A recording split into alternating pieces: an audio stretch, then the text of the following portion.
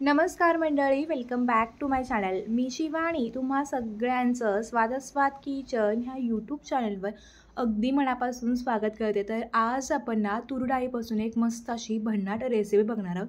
याआधी तुम्ही बऱ्याच जणांनी ती रेसिपी बनवली असेल, पण आजची रेसिपी तशीच खास आहे. चला तर मग रेसिपीला लगेचच सुरुवात करूया.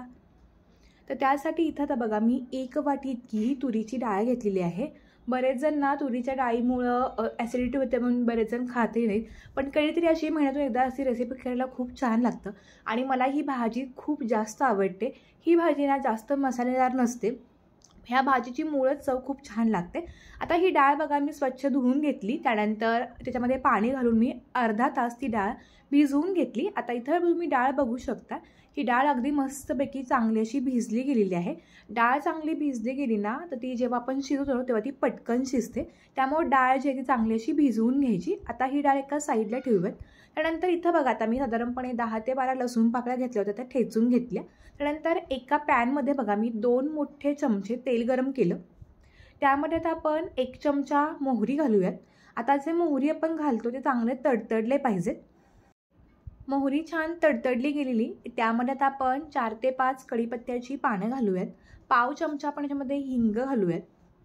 त्यानंतर आपण जो लसूण ठेचून घेतला होता तो संपूर्ण लसूण घालायचा. बरेच जण लसूण बारीक चिरूनही घालतात, पण मी तुम्हाला एक सांगेन की लसूण जर तुम्ही असा बारीक ठेचून घालाल तो खूप छान लागतो, कारण ठेचल्यामुळे तर जास्त स्मेल किंवा जास्त फ्लेवर आपल्या रेसिपीला लागतो. आता 2 ते 3 मिनटं बघा, लसूण तेलावरती चांगला परतवून घ्यायचा. आता लसूण थोडा हलका परतला गेला की ह्यामध्ये बघा 3 ते 4 मीडियम साईजचे कांदे घेतले होते, ते अशा पद्धतीनं बारीक चिरून घेतले आणि तो आपण घालतोय. तर ह्या रेसिपीमध्ये आपण कांद्याचा वापर थोडा जास्त करतोय. त्यानंतर थोडीशी मी फोडणीमध्ये कोथिंबीर पण घालते. मला फोडणीत घातलेली कोथिंबीर आवडते, कारण त्यामुळे सुगंध खूप छान येतो. आता कांदा पण बघा छान असा परतवून घ्यायचा. आता ह्या भाजीसाठी कांदा आपण छान असा थोडासा तांबूस रंग येईपर्यंत भाजून घेणार आहोत. आपण नेहमी भाजीला करतो तेव्हा कसं गुलाबी रंगावरती वगैरे भाजतो, पण ह्या भाजीला थोडा जास्त हा कांदा भाजून घ्यायचा. त्यामुळे काय होतं, आपली रेसिपीला चव खूप छान येते. आता इथं बघा, कांदा छान असा थोडासा लालसर मी भाजून घेतलेला आहे. तर आता गॅस बघा बारीक करायचा. आता आपण मसाले घालूयात. मसाले घालते वेळी गॅस जो आहे तो बारीक करायचा, म्हणजे मसाले जळत नाहीत. यामध्ये बघा, सुरुवातीला मी पाव चमचा इतकी हळदपूड घातली. त्यानंतर आता आपण कांदा लसूण चटणी वापरतोय, जी आपण रोज घरी वापरतो जेवणासाठी, तर तीच वापरते. तुमच्याकडे जर नसेल तुम्ही साठवणीचा कोणताही मसाला घालू शकता. कारण पण इथं बघा, मी 2 मोठे चमचे इथं मी कांदा लसूण चटणी वापरली. त्यानंतर चवीनुसार मीठ घालूया आणि आता हे सगळे जिन्नस चांगले असे मिक्स करून घ्यायचे. तुमच्याकडे जर कांदा लसूण नसेल, तुम्ही तर पाव चमचा काश्मीरी लाल तिखट आणि साठवणीचा मसाला किंवा काळा मसाला वगैरे पण वापरू शकता. ही रेसिपी किंवा ही भाजी आहे तर ही पंढरपुरी किंवा सोलापुरी भाजी म्हणून फेमस आहे, त्यामुळे थोडी झणझणीत असेल तर खूप छान लागते. आता बघा, हे सगळं तेलावर परतलं. यामध्ये मी डाळ घातली. डाळ घालताना चुकून व्हिडिओ माझ्याकडून स्किप झाला होता, त्यामुळे इथं तो रेकॉर्ड झालेला नसल्यामुळे मी तुम्हाला दाखवू शकले नाही आहे. जी डाळ आपण भिजवून घेतली होती तर ती पाण्यातून निथळून घ्यायची आणि ती डाळ घालून कांद्यासोबत चांगली परतवून घ्यायची. तुम्ही इथं बघू शकता, त्या डाळ मस्तपैकी या मसाल्यासोबत मिक्स झालेली आहे. अगदी छान असा मसाला जो आपण घातला होता तो छान असा कोट पण झालेला आहे. आता ह्यामध्ये आपण पाणी घालणार आहोत. साधारणपणे डाळीच्या वरपर्यंत येईल असं पाणी घालायचं. तर सोलापूरच्या भागामध्ये तूर डाळीचा उसळ बनतात, काही ठिकाणी पेंडपाला पण म्हणतात. तर माझी आजी जी आहे ती सोलापूरच्या भागातली आहे. ती नेहमी मला सांगायची की आम्ही तूर डाळीचा हा पेंडपाला करायचो. हे जे नाव युनिक आहे, पण ही भाजी बरेच जण ह्याला डाळीचा डाळकांदा असंही म्हणतात. आपल्या प्रत्येक भागात ह्याला वेगवेगळी नावं देखील आहेत. आता पाणी घालून हे सगळं बघा चांगलं असं मी मिक्स करून घेतलं. पाणी घालताना मी थोडं जास्त घातलं, कारण अगदी आम्ही कोरडी ही उसळ करणार नाही आहे, थोडी दाटसर करते, कारण भाकरी खाताना गचके लागू नयेत म्हणून.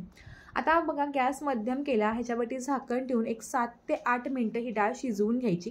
7 ते 8 मिनटामध्ये डाळ चांगली अगदी परफेक्ट शिजते. आता झाकण काढून घेऊयात. मध्ये पण मी 1-2 वेळा हे चेक करून घेतलं होतं. जर काही पाणी वगैरे कमी वाटलं तर तुम्ही त्यामध्ये थोडंसं पाणी ॲड करू शकता.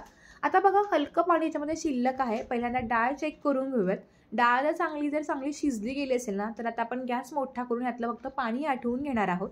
इथे डाळ पण बघा अगदी परफेक्ट शिजली. आता फक्त गॅस 2 मिनटं मोठा ठेवायचा, म्हणजे जे काही एक्स्ट्राचं पाणी असेल ते थोडंसं कमी होईल. जर तुम्हाला पातळसर डाळ हवी आहे तुम्ही थोडंसं आणखीन पाणी देखील ह्याच्यामध्ये ठेवू शकता, किंवा जर जास्त कोरडी हवी तर तुम्ही गॅस मोठा ठेवून अगदी ही कोरडी भाजी होईपर्यंत पण करू शकता. बरेच जण ना प्रवासामध्ये वगैरे अशी भाजी घेऊन येतात आणि तूर डाळीला स्वतःलाच खूप जास्त चव असते, त्यामुळे ती भाकरीसोबत असू दे, चपातीसोबत किंवा भातासोबत ती अप्रतिमच लागते. कोणतेही मसाले जास्त न घालता, वाटण घटण न घालता असा आपण तुरी डाळीचा पेंडपला किंवा तुरी डाळीचा डाळ कांदा आपण नक्कीच करू शकतो. ही रेसिपी आपण मुलांना मोठ्यांना नक्कीच शेअर करू शकतो. आपल्या घरी आपल्या आजी वगैरे अशी रेसिपी करत होती. बरेच जण आता ही डाळीची रेसिपी करत नाहीत, आणि जर तुम्ही करत असाल तर ती अशाच पद्धतीने करता का हे पण मला कमेंट करून सांगायला विसरू नका. आता वरून बघा मी भरपूर सारी बारीक चिरून घेतलेली कोथिंबीर घातली, मस्तपैकी ही डाळ चांगली छान अशी मिक्स करून घेतली. गरमागरम डाळ आणि गरमागरम भाकरी असेल आणि सोबत जर फोडलेला कांदा असेल ना तर आणखी काहीच नको, इतकी मस्त अशी भाजी लागते. तुम्ही जर चॅनलवरती नवीन असाल आणि अजूनही चॅनलला सबस्क्राईब केलं नसेल तर चॅनलला सबस्क्राईब करून त्यापुढील बेल बटनला क्लिक करून तुम्ही हा व्हिडिओ कोणत्या गावातून किंवा कोणत्या शहरातून पाहताय हे पण मला कमेंट करून सांगायला विसरू नका. तर आजची ही तुम्हाला तूर डाळीची पेंडपल्याची भाजीची रेसिपी कशी वाटली ते नक्की कळवा. रेसिपी जर आवडली असेल तर नक्की व्हिडिओला लाईक करून चॅनलला सबस्क्राईब करायला विसरू नका. एका नव्या व्हिडिओसोबत भेटूया, तोपर्यंत धन्यवाद.